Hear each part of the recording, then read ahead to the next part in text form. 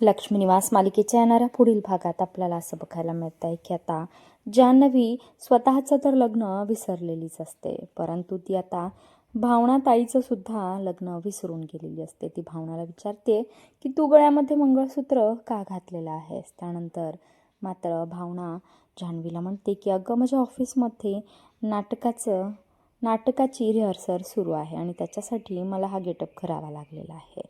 हे सर्व जेव्हा भावना सिद्धूला सांगते तेव्हा मात्र सिद्धू भावनाला परमिशन देतोय की तिने आता माहेरी जाऊन राहायला पाहिजे आणि जान्हवीला बरं करण्यासाठी तिची मदत होणार आहे. त्यामुळे आता ठरल्याप्रमाणे भावना बॅग भरून माहेरी कायमची राहायला चाललेली असते. सिद्धू म्हणतो की भावना तू गेल्यानंतर मला अजिबात करमणार नाही.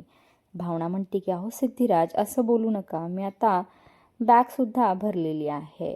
त्यानंतर भावना म्हणते की मला तुम्हाला एक खूप महत्त्वाची गोष्ट सांगायची आहे, ते म्हणजे ह्या घराच्या चाव्या आहेत. आता ह्या घराची जबाबदारी तुमच्यावर सोपवत आहे. त्यानंतर सिद्धूसुद्धा भावनासाठी एक छानसं गिफ्ट घेऊन आलेला असतो. सिद्धू म्हणतो की तू जान्हवीसमोर मंगळसूत्र घालू शकणार नाहीस म्हणजे तू मलासुद्धा विसरून जाणार आहेस आणि त्याच्यामुळे हे मंगळसूत्र मी तुझ्यासाठी आणलेलं आहे.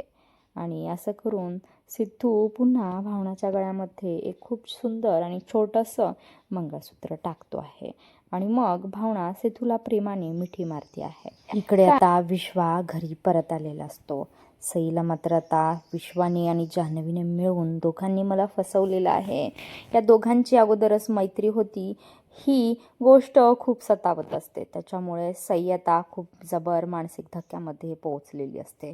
तिला जेव्हा विश्वा दिसतोय तेव्हा सई आता विश्वाचं तोंड फोडते आहे आणि त्याला म्हणते की तू माझा विश्वासघात केलेला आहेस, तू माझ्या मैत्रीच्या सुद्धा लायकीचा नाही आहे. एवढे दिवस मी तुझ्यावर विश्वास टाकलाय पण तू त्या विश्वासाला तडा घालवलेला आहेस विश्वा.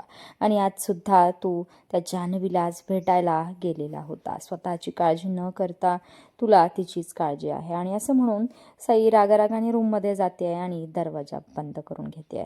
आता सईचा विश्वाच्या बाबतीत निर्णय काय असेल हे पाहणं खूप रंजक ठरेल.